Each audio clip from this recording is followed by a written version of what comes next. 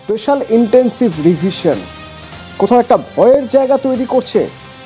অভিযোগ উঠছে আরও একজনের মৃত্যু এসআইআর এর ভয়ে, স্পেশাল ইন্টেন্সিভ রিভিশনের আতঙ্কে মৃত্যু।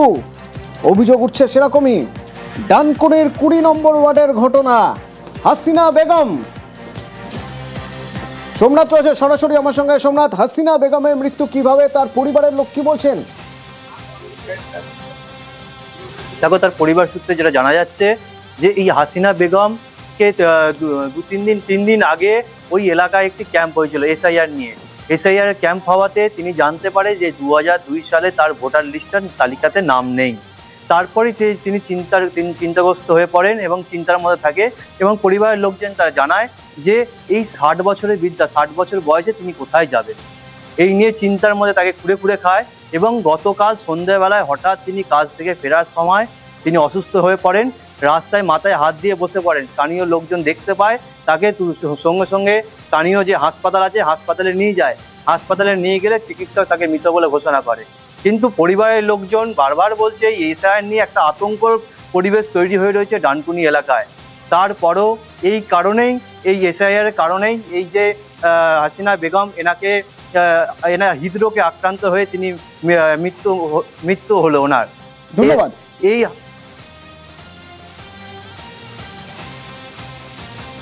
পরশু দিনে আমাদের 20 নম্বর ওয়ার্ডে এই এসআইআর নিয়ে একটা মিটিং হয়েছে।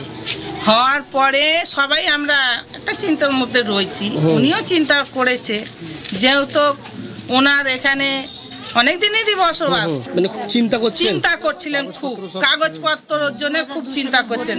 2002 সালের ওনার এখানকার মানে না ভোটার নেই, ওনার হ্যাঁ লিস্টে নাম নেই, এইসব আর কি চিন্তা ভাবনা করছিলেন। এইসব চিন্তা ভাবনা করতে করতেই মানে এরকম হয়েছে।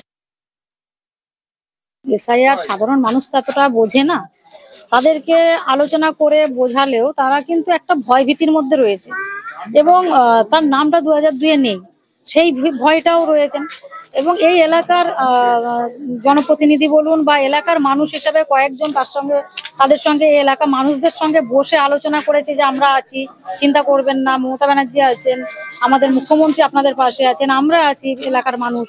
কিন্তু মানুষের ভয় এখনো কিন্তু যাচ্ছে না যে এসআইআর এর জন্য আরো কত মানুষকে প্রাণ দিতে হবে জানি না। আমরা চাইবো যে আর একটা মানুষের না যেন আর ক্ষতি হয়, একটা মানুষের প্রাণ না যেন যায়। এসআইআর আতঙ্কে মৃত্যু, পরিবার তো সেরকমই জানাচ্ছে। আজ সন্ধ্যে মৃতের বাড়িতে কল্যাণ বন্দ্যোপাধ্যায় যাবেন। অভিষেক বন্দ্যোপাধ্যায়ের নির্দেশে কল্যাণ বন্দ্যোপাধ্যায় আজ মৃতের বাড়িতে যাবেন এবং পরিবারকে সব রকম সাহায্যের নির্দেশ দেওয়া হয়েছে।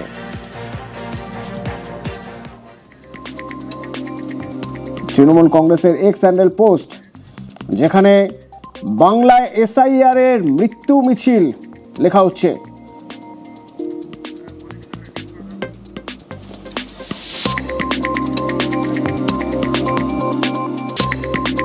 এসআইআর এর আতঙ্কে অবসাদগ্রস্ত হয়ে পড়েছিলেন, তিনি নিতে পারছিলেন তাই।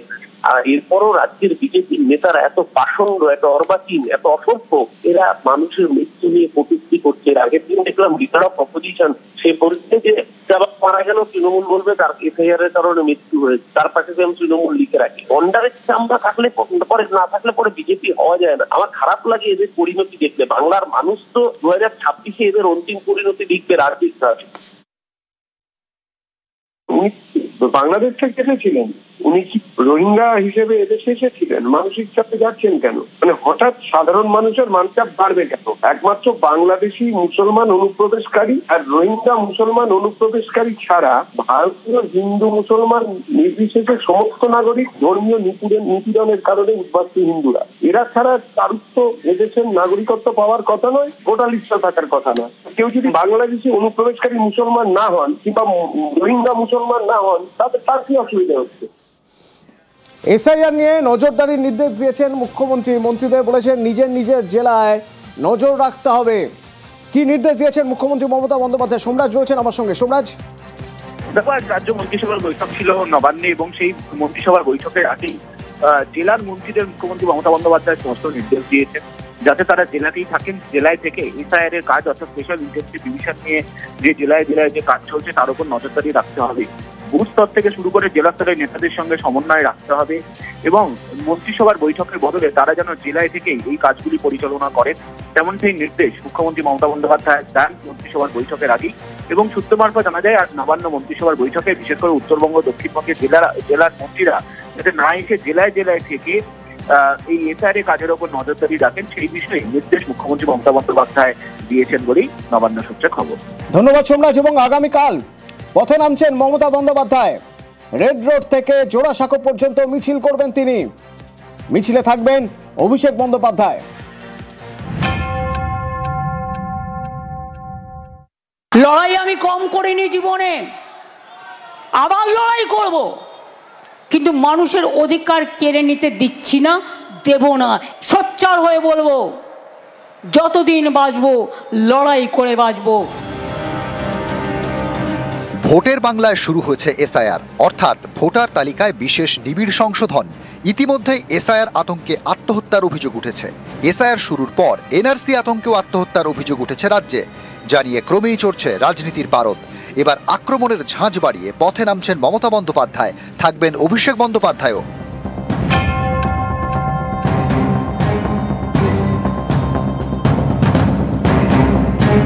মঙ্গলবার মিছিল শুরু হবে রেড রোডে বি.আর. আম্বেদকরের মূর্তির সামনে থেকে, শেষ হবে জোড়াসাঁকো ঠাকুরবাড়ির কাছে। এসআইআর ইস্যুতে মিছিল, সেখানে বাঙালি আবেগেও শান। মঙ্গলবার অর্থাৎ 4 নভেম্বর এদিন থেকেই বাড়ি বাড়ি গিয়ে ভোটারদের তথ্য যাচাই করার কথা বিএলওদের। দুপুর 2টো নাগাদ তৃণমূলের মিছিল শুরু হবে বি.আর. আম্বেদকরের মূর্তির সামনে থেকে। মিছিল যাবে ডেকার্স লেন, ধর্মতলা হয়ে সেন্ট্রাল এভিনিউ ধরে, শেষ হবে জোড়াসাঁকো ঠাকুরবাড়িতে। সেখানে থাকবে প্রতিবাদ মঞ্চ। সেই মঞ্চ থেকেই সুর চড়াবেন মমতা বন্দ্যোপাধ্যায় এবং অভিষেক বন্দ্যোপাধ্যায়। যারা নাগরিকত্ব দেবে বলে চিৎকার করে, তারা নাগরিকত্ব কেড়ে নেবার ব্যবস্থা করেন। সবটাই আমি জানি।